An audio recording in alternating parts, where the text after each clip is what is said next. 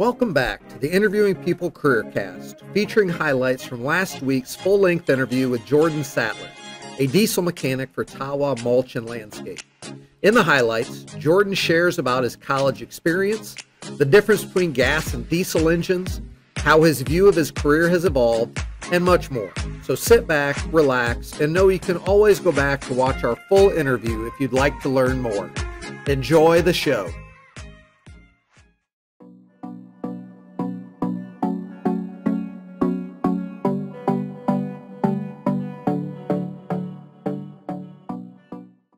I got hooked up with some buddies of mine, and we ended up going to UNOH, and I started with the diesel program, and I really liked it. And then before I even graduated, I got hired at a Shaw in Findlay, and that was a heavy equipment company. So I got to work on a bunch of dirt equipment there. So it's kind of all snowballed from there. And then the program that I was going to do was the auto and diesel. But and you can do whatever you can start with whichever one you want to start with. Well, my buddies want to start in the diesel one, so we just started in the diesel, and then I never did the auto one because I kind of enjoyed the diesel part of it, and Right. I think it worked out really well. Some of the opportunities are unreal. I mean, they're endless. I mean, to where I can go and what I can do. I mean, it's more than just auto. I mean, I'm really glad I did it.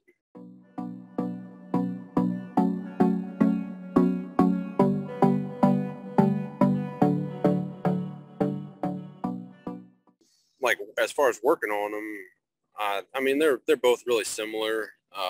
Anymore now, everything's electronic. I mean, back in the day, it used to be diesel engines. All you just needed fuel and combustion, or excuse me, fuel and compression. Well, a gas engine, you got to have spark too. You got to have ignition.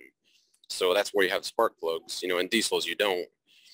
But as far as working on them anymore, all the diesel engines are electronic, so they're kind of similar, but yeah, I mean, the difference is the diesel engines don't have spark plugs because the compression ratio is so high that it compresses the diesel so much that it just ignites.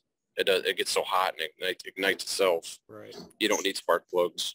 It's challenging. There's some days it's stressful, but the challenge is at the end of the day, it's good, because I think I'd go crazy if I was just just changing oil every day. It's kind of nice to have those challenges, so that's kind of cool. It's just one of the bad things here. I just don't have any electronic diagnostic tools yet, so that I'm kind of limited on what I can do. But I've worked in shops that have had the electronic diagnostic tools, like the laptops or computers people talk about plugging into their cars. Right. They have those for heavy equipment too, and semis. So that helps diagnose the problem. And those are really fun to use. It's cool what you can do with those things. Right.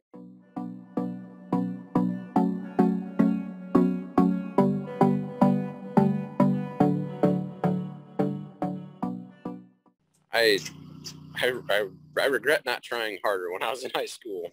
I really, but I got to learn. We got to take some classes in at the tech school too, so that helped. But actually using it and applying it, I've learned a lot. Doing it. Right.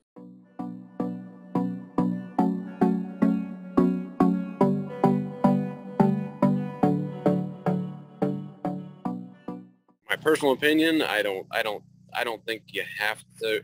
I don't know. I feel like I can do a lot just because I have a lot of experience doing it, but it's good to have the training. If you want to work on motorcycles, it's probably good to take that class or take that get that degree. But I think when it comes down to it, like being a mechanic, it all kind of rolls together in a way. Like you kind of learn how things work mechanically and learn how things come apart, how things go back together, and the importance of following the right procedures and the right torque specs and those type of things. Because if you don't, then you'll have issues. But I think yeah, I think it all kind of rolls in together. Because I here at Tawa, I work on, I mean, I don't know, we got this big grinder. I don't know if you can see that. Yeah. Yep. That's we throw wood in that and brush, and it chews it up and it spits it out, kind of makes mulch out of it.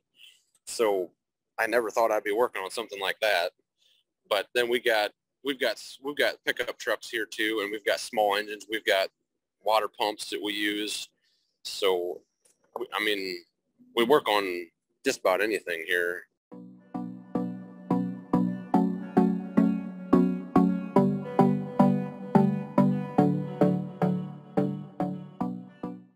Well, and that's kind of what like my career has evolved into is I'm more of a manager of the whole fleet of equipment.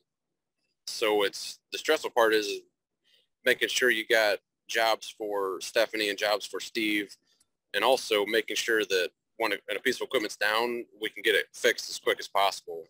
And sometimes it's, you know, the owners want the equipment fixed as fast as possible, and sometimes they don't understand that there's only so much we can do. Right. You know, sometimes it's hard to find the parts, you know, and sometimes the facilities, you know, and sometimes we don't have a big enough, don't have space in the shop to put it in, or we don't have the right tools. So that gets stressful. And sometimes it's like an overload of work, an unrealistic workload, I guess. You know, when we're doing an engine rebuild, and then you have 2 truck drivers come in with issues, and then you have, you know, the grinder operator comes in with an issue. It's just hard to prioritize things because everybody all wants it done right now.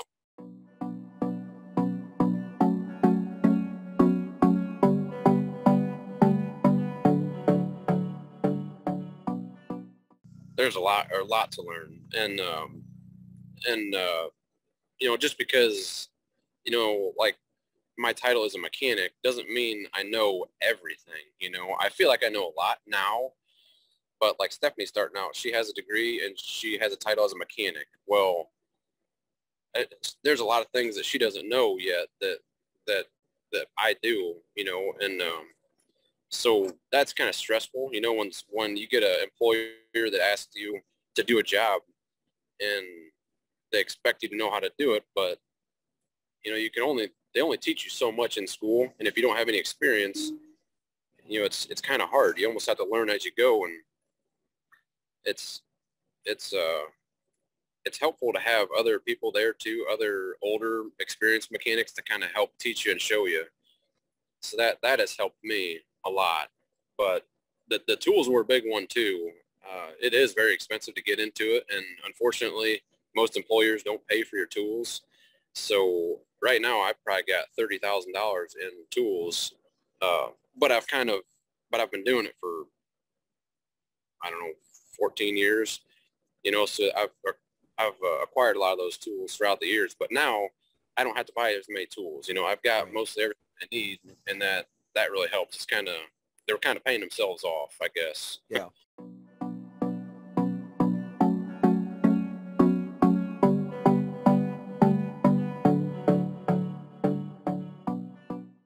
I've had a lot of different job offers, even in like the past 4 years since I've been here. I've had job offers from different people. You know, there's jobs out there. Yeah. I had Peterbilt called me wanting to hire me, so I thought that was pretty cool. Right. We've got 8 semi trucks, and 7 of them are Peterbilts. So I do a lot of business with Peterbilt, and I talk to their service department quite a bit, and their parts department. So we kind of know each other, and they know the work that I've been doing and all the jobs that I've done to the semis, especially with the engine overhauls. That's a pretty big job, and I've done 4 of them now since I've been here, and I think that Peterbilt likes that experience. Thank you for watching this episode showing highlights of the latest Interviewing People CareerCast with Jordan Sattler. And to make your Mondays better than ever, subscribe so you can hear more career stories from those who are actually doing the work. Thank you for watching, and as always, remember that the best part about Mondays is interviewing people.